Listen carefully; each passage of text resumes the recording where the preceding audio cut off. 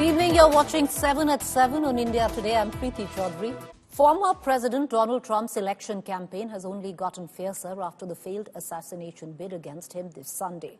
Trump says the hand of God saved him from death and is now sending out a message of unity for America. Meanwhile, the FBI has now honed in on the shooter, 20-year-old Thomas Matthew Crooks, but the motive of the crime still remains unknown. Look what happened. Former U.S. President Donald Trump narrowly escaped death after a shooter opened fire at him during an election rally in Butler, Pennsylvania on Saturday. Trump sustained a minor injury in his right ear and was seen clutching his bloodied ear as U.S. Secret Services surrounded him and escorted him off the stage. A day after the assassination attempt on Trump, the Federal Bureau of Investigation named 20-year-old Thomas Matthew Crooks as the suspect who was shot dead. The attacker was armed with a semi-automatic AR-15 gun. This evening we had... The FBI says it will probe Trump assassination attempt as an act of domestic terror, even as motive of the attack is yet to be identified. Take a look at what happened. Trump thanked law enforcement agencies and said that God prevented the unthinkable. The Republican leader went on to say that he loved his country and that it is important to stay united.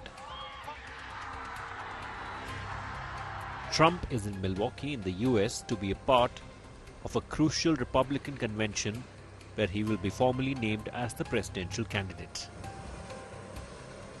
Former First Lady of America, Melania Trump, spoke out for the first time after the shooting. She condemned the assassination attempt and urged Americans to set aside political differences to consider leaders as humans with families. President Joe Biden, in his address to the nation after the shooting, called for a lowering of temperature in politics. Last night, I spoke with Donald Trump.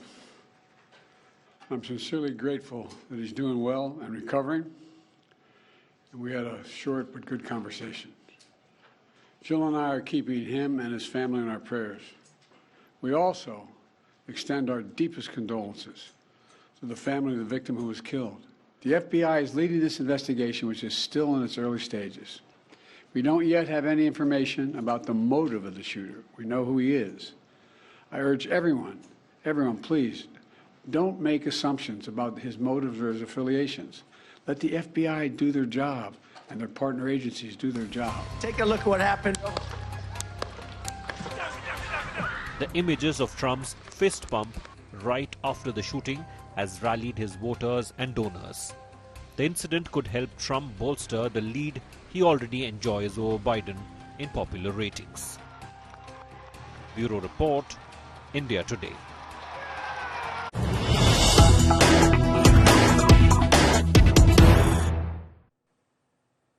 There's news break coming in on this. Under fire, the Secret Service chief has spoken out, saying the sniper was neutralized. Agents moved swiftly.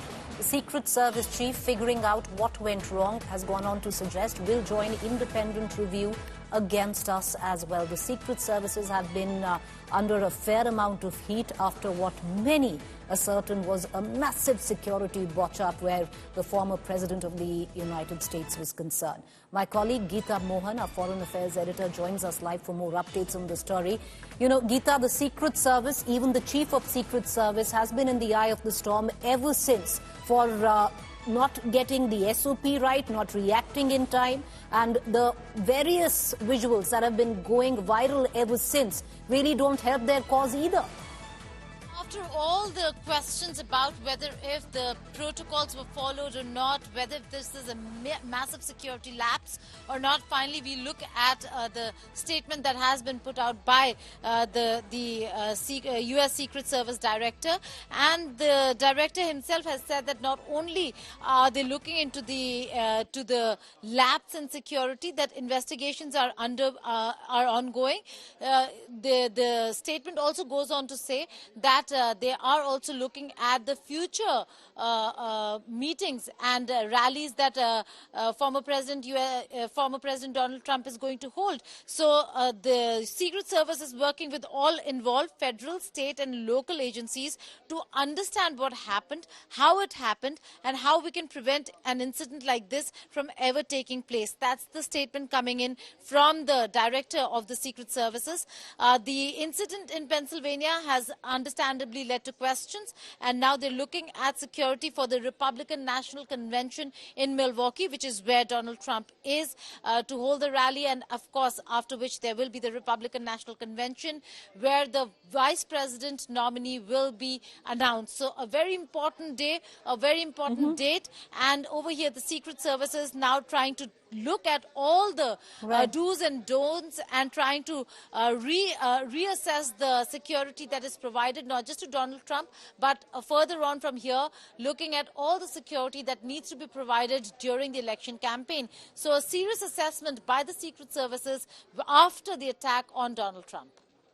All right, a big day politically where the running mate for Donald Trump possibly would be announced. But Geeta, putting the focus back on the Secret Service and the massive botch up by the Secret Services, where the role of the chief of the Secret Service, even her possible role has been in contention on how the Secret Service, the mammoth failure in not even securing the area where Donald Trump was holding this particular rally.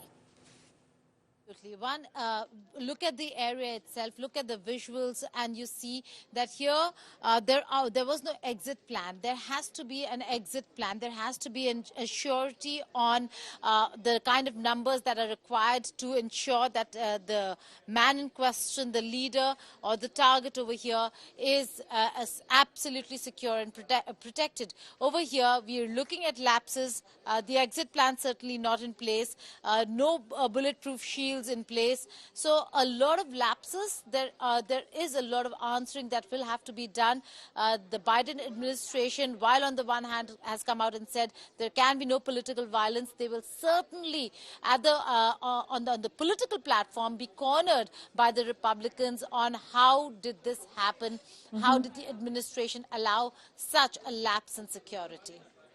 You know, Geeta, appreciate you joining us. Massive questions. Did the Secret Services sanitize the area? Even when the shooter was spotted, why did not the Secret Services react? After the shootout, the promptness of the Secret Services is in question. It's a time where even the credentials of the chief of the Secret Services, even her credentials have come into question, viewers. We're going to keep a keen eye on all developments in this case. The attempted assassination of Donald Trump has heightened political tensions and security concerns amidst the heated race for the White House. While the Democrats and Republicans are neck to neck in this race, support has been mounting for the former President Donald Trump. Will this assassination bid galvanize Trump's voter base? Take a look at what happened.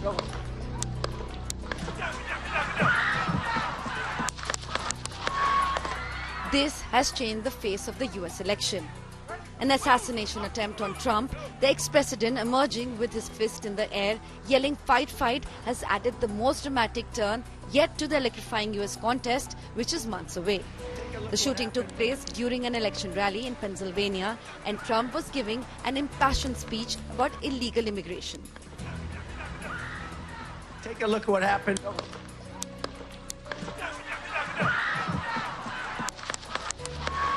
As the shooting has created ripples in America, the question everyone asking is, what impact will this have on the US election in November?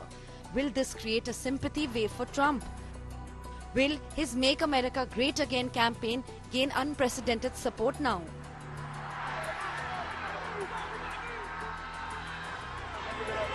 Trump supporters have already begun pouring out onto the streets in solidarity with the ex-president.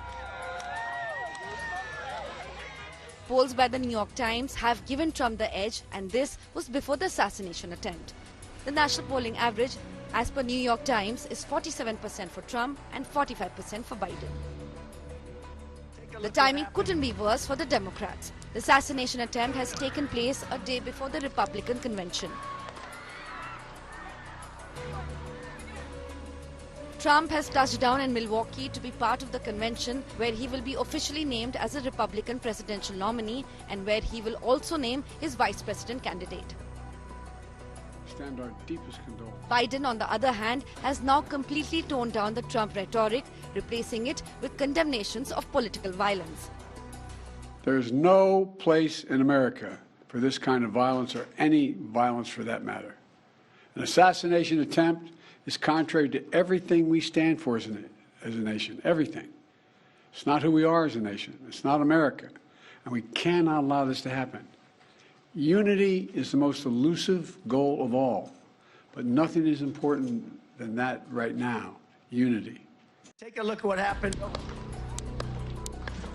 It isn't looking good for the Democrats. First, the disastrous debate, Take a look at what happened. and now this attempted assassination on Trump that further only strengthens the ex-president's campaign. Bureau Report, India Today.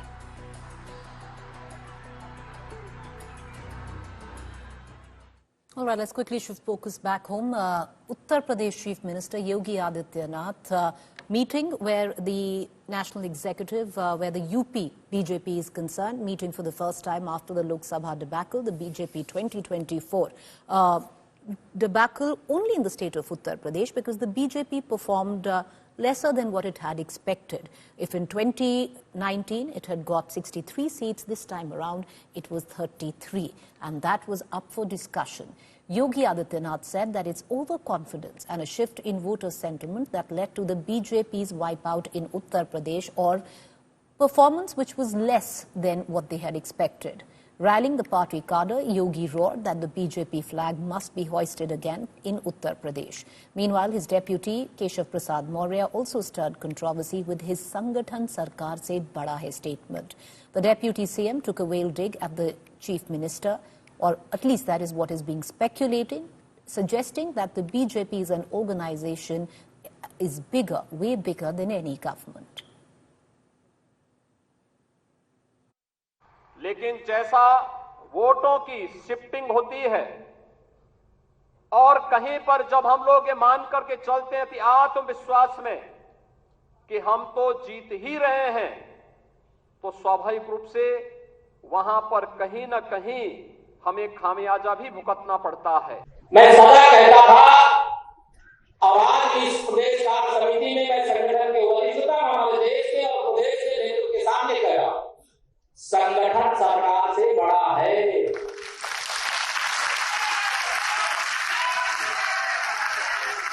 संगठन से बड़ा कोई नहीं होता है।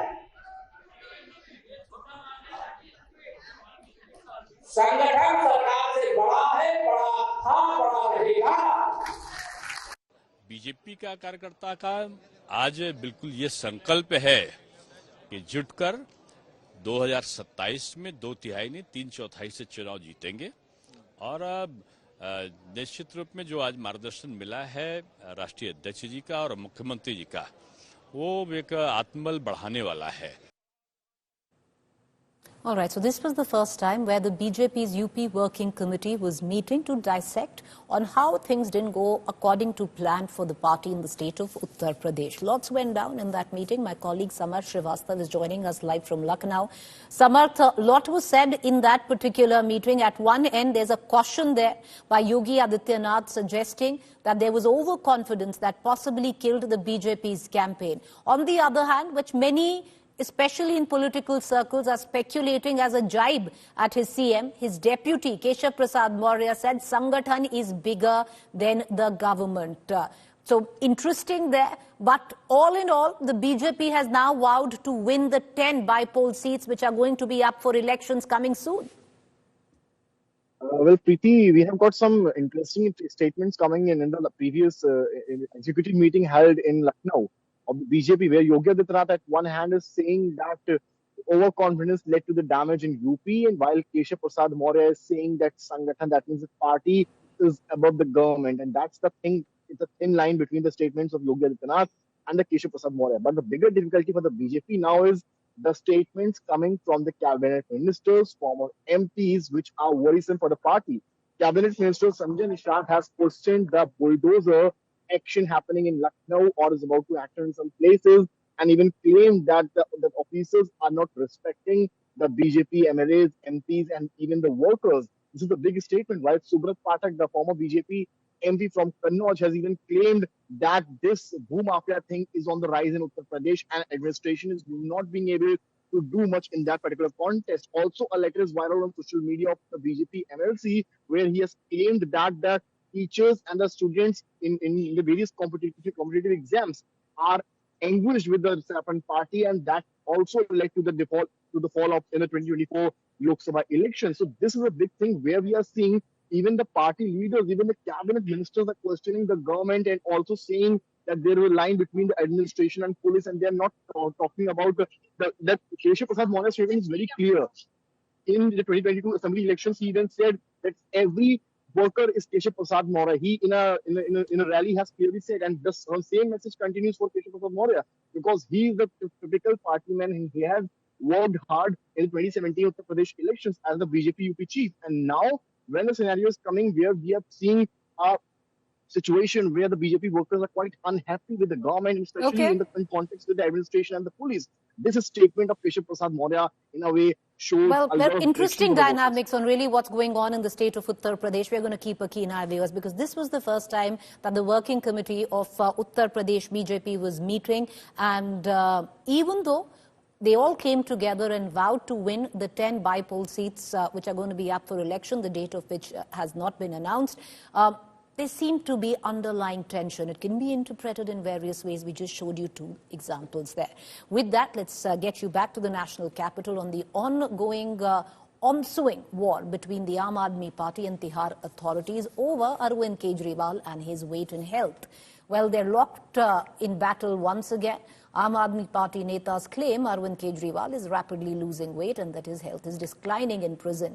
Tihar authorities dismissed these allegations, called them misleading. AAP alleged the Delhi CM lost over 8 kilos in prison, claiming he may die of a brain stroke or slip into coma from low sugar levels. But Tihar jail put out a health bulletin which apparently shows he lost just 2 kilograms in prison so far and that the CM is under round-the-clock medical observation. Jail प्रशासन ने बहुत बड़ा अपराध किया है। किसी भी मरीज की मेडिकल रिपोर्ट जारी नहीं की जा सकती। उन्होंने अरविंद केजरीवाल की मेडिकल रिपोर्ट जारी की, लेकिन इस अपराध के साथ साथ इस देश के लोगों के सामने वो सच भी लेके आए। जो मेडिकल रिपोर्ट जेल प्रशासन ने जारी की है उसमें क्या लिखा हुआ है? उसमें लिखा हुआ है कि उनको वजन कम उनका हो रहा है लगातार और हाइपोग्लिसीमिया की समस्या है। मामला सिर्फ गिरफ्तारी तक नहीं है, ये मामला अरविंद केजरीवाल की जिंदगी के साथ गहरा षड्यंत्र करके उनके जीवन के साथ खिलवाड़ करने का है। केजरीवाल जो दिल्ली की जनता को मार रहे हैं, उसकी चिंता संजय सिंह को नहीं है। झूठ पर झूठ बोलते जा रहे हैं। केजरीवाल जिस जेल में है, उस जेल की व्यवस्था केजरीवाल सरकार की है। अगर इसके बाद भी जेल में उनकी व्यवस्था ठीक नहीं है तो सवाल संजय सिंह पर उठेगा, सवाल आतिशी पे उठेगा, सवाल सौरभ भारद्वाज पे उठेगा, सवाल उनकी पत्नी सुनीता केजरीवाल पे उठेगा कि क्या वो लोग कहीं अरविंद केजरीवाल को मारने की साजिश कर रहे हैं कि अपने ही जेल में अरविंद केजरीवाल का स्वास्थ्य खराब हो रहा है। जेल का मैनुअल होता है, जेल मैनुअल के तहत जो है वो जेल में जो व्यवस्थाएं हैं, जो मेडिकल व्यवस्थाएं हैं, वो खुद बताएंगे। किसी के बयान देने से कोई थोड़ी मान सकता है। मेहनत करनी पड़ रही है, बिना इसी के रहना पड़ रहा है तो, और मुझे लगता है कि वहाँ जेल में बाकायदा एक मेडिकल बोर्ड होता है जो उनके स्वास्थ्य की चिंता करता है। लेकिन जिस दिन अरविंद केजरीवाल की कोर्ट में तारीख होती है, जिस दिन माननीय न्यायालय के सामने जाना होता है, उससे एक दिन पहले पूरी की पूरी आम आदमी पार्टी एक इकोसिस्टम तैयार होता है जो उनके स्वास्थ्य को लेकर अलग अलग खबरें फैलाता है, झूठ बोलता है। उनका स्वास्थ्य कितना है, क्या उनका वजन कम हुआ है, वो सब चीजें डॉक्टर वहाँ मॉनिटर कर रहे होंगे। लेकिन वजन की जहां तक आपने बात कही है, राजनीतिक वजन अरविंद केजरीवाल का जरूर कम हुआ है।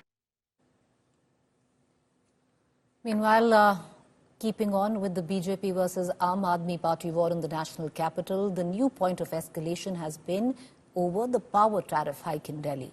Delhi BJP protested against the Aam Aadmi Party government over the surge in electricity bills across the national capital. Delhi BJP chief Virendra Sachdev led the protest. He alleged that Delhi government is looting the common man in the name of electricity tariff hike, and Aam Aadmi Party is conspiring with distribution companies. The recent revision in tariffs have resulted in a hike across the board. BSES Rajdhani Power Limited implemented a 35.83% increase. BSES Yamuna Power Limited has recorded a 37.75% hike. Tata Power Delhi Distribution recorded 37.88% hike, and MDMC has had the steepest increase at 38.75%. BPSC सिर्फ इसलिए लगाया जा रहा है कि अरविंद केजरीवाल, उनके विधायक और बिजली कंपनियां मिलजुल कर भ्रष्टाचार करें और अपनी जेब में ईमानदार कंज्यूमर जो पैसा दे रहा है उसको भर ले। उसके साथ साथ पेंशन सरचार्ज, बिजली कंपनियां व्यवसाय कर रही हैं, वो बिजली बेच रही हैं, अपने एम्प्लॉयज को तनख्वाह देती हैं। अगर उनके एम्प्लॉयज रिटायर हो रहे हैं तो उनकी पेंशन दिल्ली का कंज्यूमर क्यों भुगते? तो ये वो चीजें हैं जिससे दिल्ली की जनता को ठगा जा रहा है। बिजली के बिल लगातार बढ़ते जा रहे हैं। जो बिल 4-5 हजार का आता था 25-25 हजार का हो गया सिर्फ इन चार्जेस की वजह से। Well, that was a wrap of this edition of